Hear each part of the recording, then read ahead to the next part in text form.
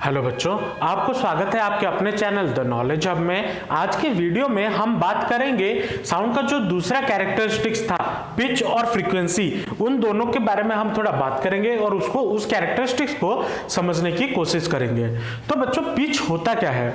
आप लोगों ने बहुत बार सुना होगा कि हाई पिच, लो पिच, या फिर आप लोगों ने ये सुना होगा बास, बेस, ट्रेबल, ये सब वर्ड्स आपने सुना होगा।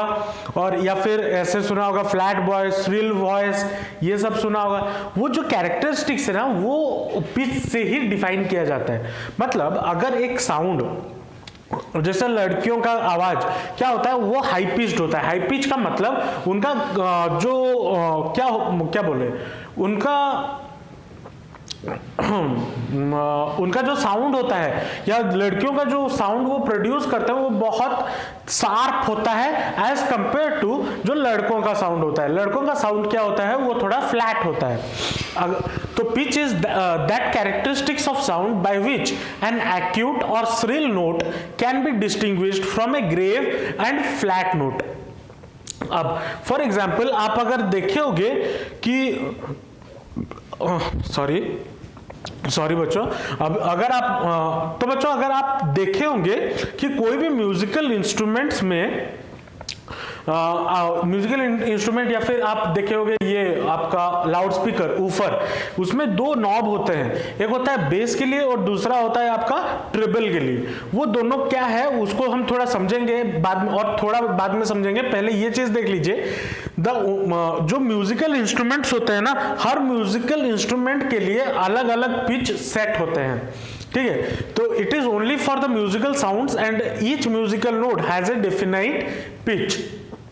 अगर हम पिच बढ़ाते हैं, मतलब अगर पिच हायर होता है, तो आपका जो साउंड मिलेगा वो आपको श्रिल मिलेगा या फिर हाई पिच्ड मिलेगा। और अगर पिच को आप लो कर देते हो तो साउंड आपको क्या मिलेगा, फ्लैट मिलेगा।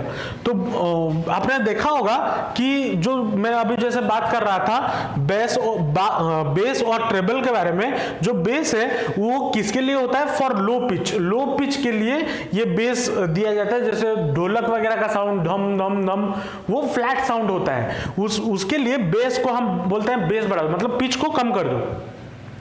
ठीक है, और जो ट्रेबल होता है वो हाई पिच के लिए, जैसे वायलिन, सितार वगैरह के लिए ये ट्रेबल को बढ़ाया जाता है ताकि वो जो गाना वो शार्पली हमें सुनाई दे, ये पिच को बढ़ाने के लिए।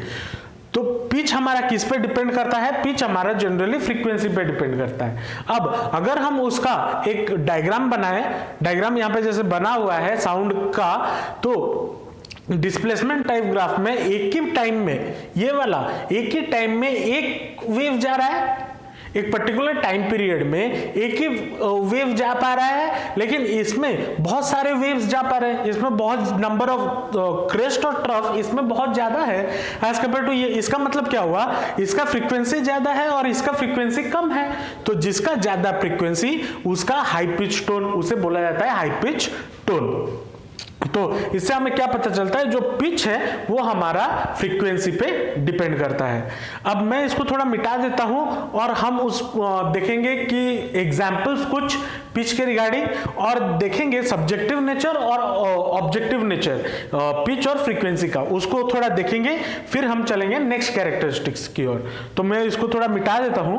तो बच्चों, जैसे मैं बात कर रहा था एग्जाम्पल्स की, जो एग्जाम्पल्स होते हैं, जैसे मैंने बोला कि जो फीमेल्स होते हैं या जो वुमेन होते हैं उनका हाई पिच टोन रहता है, और जो मेल्स होते हैं उनका जो वॉल्यूम होता है या फिर पिच होता है वो लो होता है, या फिर हम उसे फ्लैट भी बोलते हैं। तो ये एक एग्जाम्पल है। दूसरा एग्जाम्पल है कि आप देखे होंगे गिटार, वायलिन, पियानो, ये जब बजाया जाता है तो गिटार में वो जो जब पहले वो उसे ट्यूनिंग किया जाता है। जब कोई गिटारिस्ट गिटार बजाता है, वायलिन बजाता है, तो उसे ट्यून करता है। ट्यून करने का मतलब क्या होता है, वो उसे परफेक्ट टेंशन देता है, उसका कान मरोड़ता है ना, सामने से कान मरोड़ता है ताकि स्ट्रिंग टाइट हो। और तरह तरह के 5 अलग अलग स्ट्रिंग होते हैं, 6 अलग अलग स्ट्रिंग्स होते हैं, जिसको वो उसका हाथ भी ऐसे मूव कर रहा होता है और इधर से वो उसे वाइब्रेट भी कर रहा होता है। तो उसे अलग अलग प्रकार के पिच जनरेटेड होते हैं, अलग अलग प्रकार के साउंड जनरेट होते हैं। अगर मैं अभी बजाने जाऊं तो वो आप लोगों के लिए नॉइज हो जाएगा, लेकिन अगर एक पर्टिकुलर गिटारिस्ट उसे बजा रहा है तो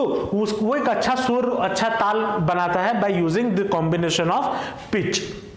तो इससे बनता है। और फ्लूट में, बांसुरी में अगर उसे हाई पिच चाहिए हो तो वो क्या करता है, मैक्सिमम नंबर ऑफ होल्स को उसे बंद कर देता है, और अगर लो पिच चाहिए हो तो वो होल्स को खोल देता है, ताकि जो एयर कॉलम्स में नोट्स अच्छे से बने। अगर बंद कर दिया तो नोट्स फॉर्म होगा, और अगर खोल दिया तो नोट्स फॉर्म नहीं होगा। तो ऐसे ही पिच के ये कुछ एग्जाम्पल्स होते हैं। अब देखिए, पिच जो है, पिच हमारा क्या है, पिच को हम सुन सकते हैं, हम उसे महसूस कर सकते हैं। और पिच हमारा क्या होगा, डिफरेंट होगा for a sound of particular frequency to different listeners. अलग अलग लिसनर के लिए पिच का वैल्यू अलग अलग हो सकता है, अगर एक सेम साउंड भी हो। लेकिन जो फ्रीक्वेंसी होता है वो आपका मेजरेबल क्वांटिटी है, और डिपेंड्स किस पे करता है, सोर्स से, किससे साउंड प्रोड्यूस हो रहा है, चाहे वो जैसा भी हो, फ्रीक्वेंसी तो उसका सेम ही रहेगा। इसीलिए पिच हमारा क्या है, एक सब्जेक्टिव क्वांटिटी है, क्योंकि हम उसे मेजर नहीं कर सकते। वही फ्रीक्वेंसी हमारा क्या है, ऑब्जेक्टिव क्वांटिटी है। तो ये जो वीडियो था आपको पिच और फ्रीक्वेंसी के बारे में जो दूसरा कैरेक्टरिस्टिक था उसको हमने समझा। अब जो नेक्स्ट वीडियो आपको मिलेगा वो आपको होगा टिम्बर और जो क्वालिटी, साउंड वेव फॉर्म के बेसिस पे जो तीसरा क्वालिटी है। तो उस वीडियो को, अगर ये वीडियो आपको अच्छा लगा तो लाइक जरूर कर दीजिए और सब्सक्राइब जरूर कर दीजिए, ताकि नए आने वाले वीडियो का नोटिफिकेशन आप तक जरूर पहुंचे। तो मिलते हैं नेक्स्ट वीडियो में, तब तक के लिए ऑल द बेस्ट एंड जमकर पढ़ाई करते रहिए। Thank you.